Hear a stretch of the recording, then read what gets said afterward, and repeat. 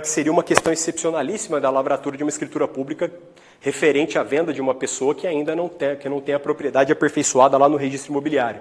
Porque, lembremos-nos que o Código Civil de 16 permitia a venda, né, de um determinado bem imóvel, a venda chamada venda non domino, ou seja, aquele que não era proprietário vendendo uma determinada coisa que futuramente ele pretendia adquirir.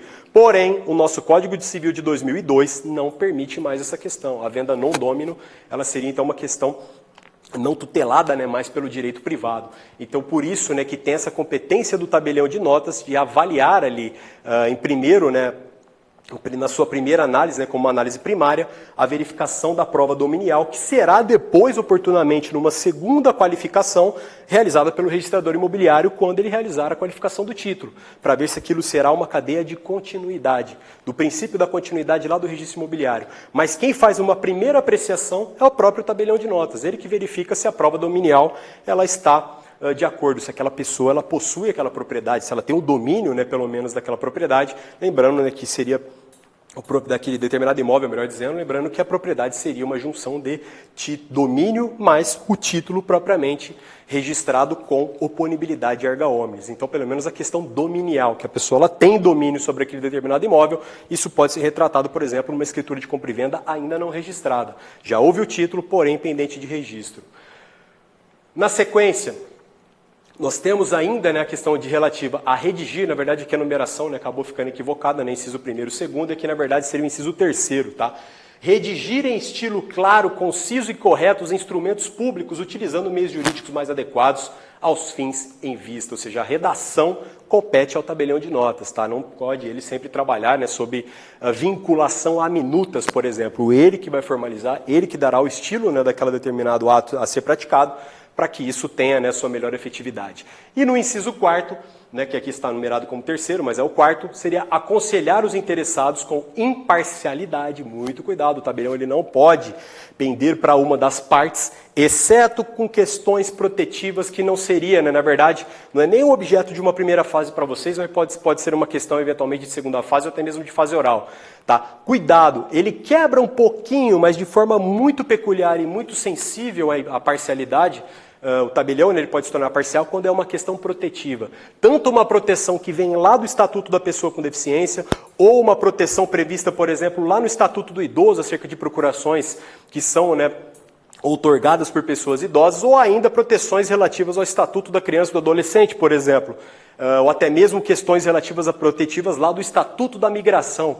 Ou seja, são determinados grupos, né, que têm uma certa vulnerabilidade que poderão, nesse caso, ser protegidos pelo tabelião, simplesmente pelo fato de ser uma questão impositiva legal lá dos diplomas oriundos de leis federais. Tá? Mas aquela é uma pequena exceção e essa margem de parcialidade é mínima. Tá? Na verdade, se trata de uma questão de zelo, dentro do poder de cautela do tabelião de notas. Enquanto, de maneira geral, e restrita em 95% pelo menos dos casos, ele tem que agir com total imparcialidade. Não compete ao tabelião, por exemplo, falar para uma pessoa que está celebrando uma compra e venda de um determinado imóvel, né, e vendendo por um valor muito abaixo do valor de mercado, ele chegar na outra pessoa e falar, você está vendendo muito baixo, não vende isso aí não. Tá? Segura porque o preço está errado, né? Talvez você esteja equivocado, ou seja, não compete ao tabelião fazer essa análise. Ele simplesmente recepciona aquela vontade, pratica o ato ao qual ele foi instado, né, ao qual foi rogado, né, pelo princípio da rogação, que ele é provocado para praticar um determinado ato, e assim ele verificando todo o cumprimento de disposições constitucionais, legais e eventualmente normativas, ele pratica o ato tranquilamente, porém sempre com imparcialidade. Ele não é uma parte interessada em nenhum dos dois lados contratantes em qualquer ato que ele pratique. Instruindo sobre a natureza e as consequências do ato, compreendendo ainda a assessoria jurídica prévia para a formalização dos atos e negócios jurídicos. Então vejam que o inciso 4º do artigo 142 ele se aproxima muito do inciso 3º do artigo 141, ou seja, os dois se complementam, tá, de maneira bem peculiar daquilo que a gente já comentou e nós já falamos aqui.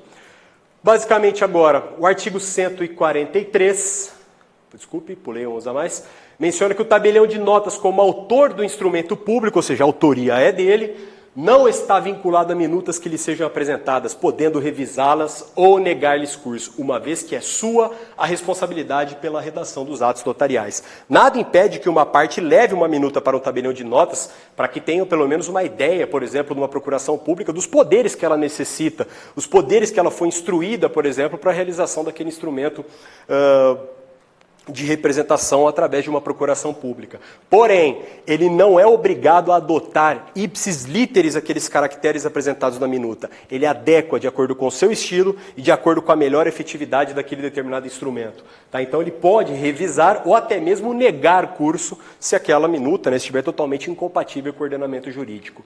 O artigo 144, ao tabelionato de notas compete com exclusividade. Tá? Então aqui é as questões no que diz respeito, né, à atuação exclusiva do tabelião de notas, que é a lavratura de escrituras públicas em geral, incluindo as de testamento e de procuração. Tá? Então, cuidado, tá? Que o Estado de Minas Gerais ele tem essa classificação peculiar por uma interpretação normativa de que escrituras públicas são um gênero, elas representam, na verdade, um gênero, né, ou seja, um macro, né, um sistema amplo, né, que dessas escrituras públicas, nós teríamos dentro das escrituras públicas, de maneira geral, uma classificação, as escrituras públicas negociais, as escrituras públicas de testamento e a escritura pública de procuração. Então, por uma interpretação normativa, nós temos, então, que testamento e procuração são espécies, tá? Que estão inseridas ali dentro do gênero aqui, né, do que nós teríamos dentro de uma macro, né, classificação, melhor dizendo, de escrituras públicas. Tá? Que ele diz escrituras públicas em geral, incluindo as. Então, seriam as escrituras de testamento e de procuração. Tá? Então, muito cuidado com essa interpretação. A lavratura dos autos de aprovação de testamento cerrado e a anotação da ocorrência, lembrando que o testamento cerrado é aquele testamento que é elaborado pela parte, é levado para um tabelião de notas para que seja feita a aprovação do testamento cerrado, bem como o seu registro, né, ou seja, a anotação da ocorrência no livro de notas do termo de comparecimento, ou seja, que ele compareceu uma determinada pessoa na serventia no dia tal, junto com as testemunhas, né, que deverão ali constatar, ali, presenciar, né, a entrega, né, do testamento, depois que o testamento for fechado, eventualmente costurado, né, como a própria lei, ou até mesmo coser o testamento, né, que significa nada mais nada menos do que cerrar, ou seja, fechar o testamento, e a aprovação compete, né, obrigatoriamente ao tabelião de notas, exclusivamente, né, melhor dizendo, ao tabelião de notas. A lavratura de atas notariais, então cuidado que as atas não estão inseridas na parte normativa no que diz respeito a escrituras públicas, né, então seria um ato autônomo, né, as atas notariais dentro do Estado de Minas Gerais. A expedição de traslados e certidões de seus atos, aqui a grande diferença entre traslado e certidão. Traslado é aquele instrumento, né, que ele é emitido em conjunto com a finalização da escritura pública, ou seja, com o aperfeiçoamento da escritura pública. Ele é, na verdade, ele sai ao mesmo tempo, né, ou seja, ao mesmo tempo que você tem a escritura pública lavrada, o primeiro ato que é expedido, né, para dar publicidade daquele instrumento público que foi aperfeiçoado perante o tabelião de notas, é o chamado traslado. Ele sai em conjunto, ele é o primeiro ato, ele sai instantaneamente quando da finalização de uma escritura pública. Enquanto as certidões, em um aspecto temporal, é todo aquele instrumento que é emitido após a lavratura do ato. Ou seja, na sequência, depois da emissão de um determinado traslado, tá? Que o traslado ele sai, então, em conjunto com a própria escritura pública, ele é um ato que espelha, né, de maneira idêntica e aperfeiçoada aquilo que foi levado para uma escritura pública, enquanto as certidões, elas têm esse critério de da temporariedade dela, né? Ou seja, ela vem posteriormente, ou seja, é um ato que será realizado após, mediante também rogação do tabelião para que ele emita essas determinadas certidões. E cuidado, então, tá, com o que é o traslado e o que é uma certidão. Tá? O traslado ele é emitido em conjunto, né? Ou seja, no momento do aperfeiçoamento da escritura pública. Já a certidão são atos posteriores. Ainda temos o reconhecimento de firmas, que nós trabalharemos, né, com as hipóteses, né, com as espécies de reconhecimento de firma que tem previsto nas normas, e ainda a autenticação de cópias como sucedâneo da antiga pública forma. Tá? Então aqui as normas do Estado de Minas Gerais tratam, né, a chamada pública forma como um instituto já superado. E o que era a chamada pública forma? Lembremos que a atividade notarial ela é muito antiga, né? E tem alguns livros, né, que ainda remetem até 4.000 anos, né, atrás, ou seja, 2.000 a.C., lá nos Hebreus, que tinha funções notariais ali, basicamente, como questões embrionárias, né, do surgimento da nossa atividade. Porém, lembremos que ainda, né, se nós verificarmos ainda não tão longe, 4.000 anos atrás, mas no início do século passado, por exemplo, as máquinas de cópia, né, de Xerox, por exemplo, ainda não existiam. E como que era feita, na verdade, a cópia de um determinado instrumento, ou seja, que tivesse uma autenticidade de um documento, que espelhasse, né, que tivesse ali mais um exemplar, que tivesse aqui, ali, que constatasse, né, a mesma força daquele instrumento original, assim como nós temos hoje as cópias autenticadas, né, que retratam nada mais nada menos do que uma questão autêntica, né? Ou seja, que aquela cópia daquele documento, ela retrata exatamente o documento que foi copiado, quando vem autenticado por um tabelião de notas. A antiga Publicaform, então, ela tinha lugar quando não existiam ainda essas máquinas de cópia. E como era realizada a Publicaform? Simplesmente uma transcrição literal daquele documento.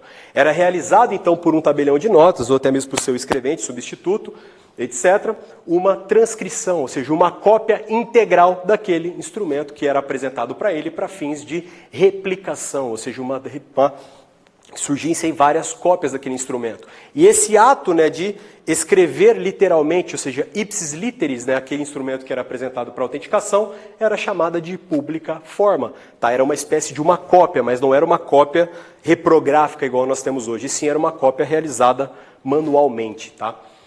Parágrafo único. Os oficiais de registro civil das pessoas naturais dos distritos onde as atividades notariais lhe estejam atribuídas cumulativamente ficam autorizados a praticar os atos atribuídos pela lei ao tabelião de notas, à exceção da lavratura de testamentos em geral e da aprovação de testamentos cerrados. Aqui, pessoal, ele diz respeito ao registro civil das pessoas naturais com atribuição notarial, que é muito comum no estado de Minas Gerais. Tá? Então, cuidado. Pode, né, esses registradores civis com atribuição notarial praticar todos os atos, exceto a lavratura de testamento e aprovação de testamentos cerrados. Tá? Isso ficaria, então, vinculado propriamente ao tabelião estrito sensu, tá? Um tabelião de notas estrito sensu. Tá? Então, essa é uma vedação, então, muito cuidado, que essa é uma peculiaridade do estado de Minas Gerais. Artigo 145. É facultado ao tabelião de notas realizar as gestões e diligências necessárias ou convenientes ao preparo dos atos notariais, requerendo o que couber, desde que sem ônus maiores que os emolumentos fixados em lei para a prática desses atos. Aqui é uma cópia, né, da Lei 8935, onde traz essa possibilidade, nessa faculdade do tabelião realizar as chamadas diligências. Tá? As diligências são nada mais nada menos do que a atuação do tabelião nas suas funções atípicas, ou seja, não é aquela função propriamente dita para ele. Ele, por exemplo, ele vai até uma determinada municipalidade para providenciar o recolhimento do imposto de um determinado ITBI ou até mesmo do ITCMD para a parte. Ele provoca, né, ele vai até um determinado órgão público para solicitar uma determinada certidão, ou até mesmo o seu deslocamento para fora da serventia para coletar uma assinatura de uma pessoa que esteja impossibilitada de comparecer na sede da serventia. Essas são as chamadas diligências, ou seja, são atos acessórios, atos que não são próprios do tabelião de notas, para que ele aperfeiçoe aquele ato notarial. Tá? Então, cuidado, primeiro tem que ser autorizado pelas partes, tá? Ou seja, não é uma questão... o tabelião ele não pode, na verdade, partir dele, nem instantaneamente essa provocação, ele tem que ser autorizado pela parte do seu deslocamento e que os valores cobrados, né, por essas diligências não sejam maiores que os emolumentos fixados para a prática daquele ato, ou seja, um limite de valor, né, ou seja, um limite qualitativo, né, desses emolumentos, dessa diligência, na verdade, a ser cobrado, a título de reparação e custeio, né, daquele ato que ele praticou no seu deslocamento da serventia. E é considerada diligência o procedimento realizado pelo tabelião de notas ou oficial de registro civil das pessoas naturais com atribuição notarial para digitalização de cópia autenticada na própria serventia com a posição do selo de fiscalização físico exclusivamente para remessa eletrônica a outro cartório, órgão público ou ao interessado, desde que o arquivo eletrônico seja assinado digitalmente por quem autenticou a cópia física. Tá? Então, aqui seria, na verdade, a chamada desmaterialização de um documento, tá? Ou seja, é uma cópia, né, gerada através da desmaterialização. Nós temos esses dois mecanismos, né, esses dois instrumentos, na verdade, que trabalham, esses dois institutos jurídicos, né, da esfera notarial, que trabalham em conjunto, que é a materialização de documentos e a desmaterialização de documentos. A materialização de documentos nada mais é do que pegar um instrumento físico, aliás, desculpa, um instrumento digital, tá? Um documento digital, que é, né, na verdade, ele não tem materialidade, ele está somente no meio virtual, e transformá-lo em um documento físico.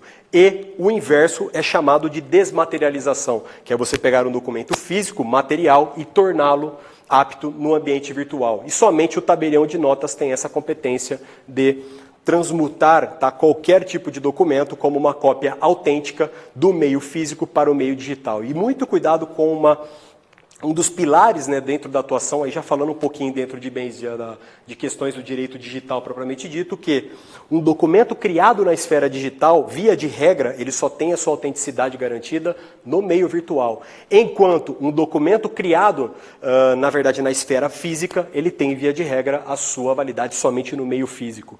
Então, essa transmutação, ou seja, esse intercâmbio das informações do meio virtual para o meio físico, ele é realizado através do tabelião de notas nesses institutos jurídicos que eu mencionei para vocês, que são a materialização de documentos, né, a materialização das cópias ou até mesmo a desmaterialização. Tá? Então, aqui no parágrafo 1º está prevista a questão da desmaterialização.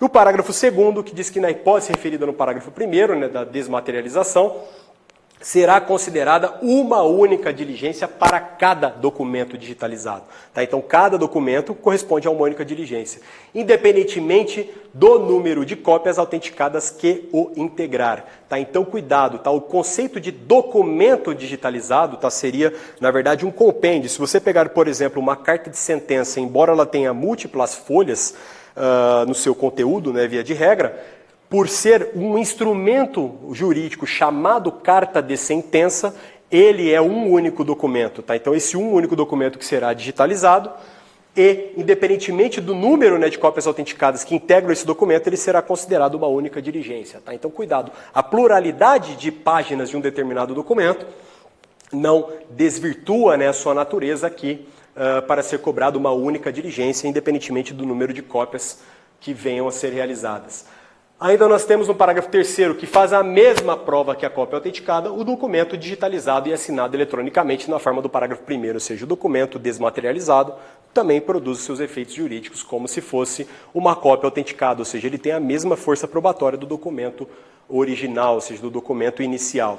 Artigo 146, o tabelião de notas, incluído o oficial do RCPN com atribuição notarial, no exercício das suas atribuições, não poderá praticar atos fora da sua serventia. Cuidado, que vem o parágrafo 1º mencionando que, mediante solicitação do interessado, o tabelião de notas ou seu preposto poderá se deslocar para diligências necessárias à prática do ato, observados os limites do município para o qual recebeu a delegação. Tá? Então, cuidado que ele pode sim se deslocar para a realização de diligências, mas dentro da sua circunscrição, aonde ele recebeu, né, a delegação para sua atuação.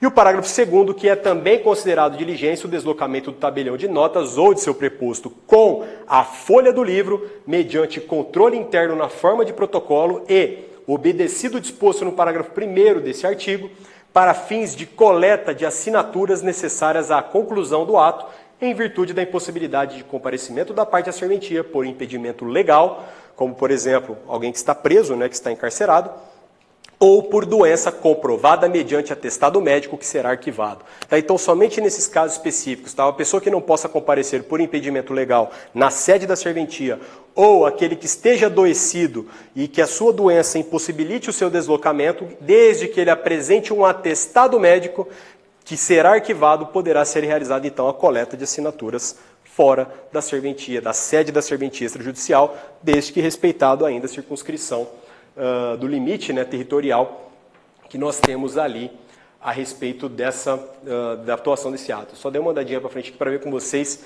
que eu farei uma pequena pausa e continuarei do artigo 148. Então, só finalizando com o 147, que menciona que desempenham atividade notarial o tabelião de notas, está aqui tido, né, como a figura do próprio tabelião, né, do titular da serventia, aquele que recebeu a delegação, os seus prepostos, tanto quanto sejam necessários, nas categorias de escrevente e de escrevente substituto. Já mencionei para vocês lá atrás, quando eu falei a questão relativa à ata notarial para fins de uso capião, que o auxiliar ele não tem essa competência para receber uma fé pública do tabelião de notas para praticar um determinado ato que exija, né, basicamente, a posição da fé pública, né, que o Estado delega para o tabelião de notas, que pode o tabelião de notas delegar autorizar, né, na verdade, ali, aos seus escreventes. Essa autorização, por isso que decorre a terminologia que vocês podem ver em alguns lugares, que é chamado de escrevente autorizado, ou ainda o chamado escrevente juramentado, que é uma figura muito antiga, tá, que era o escrevente que fazia um juramento, né, de cumprimento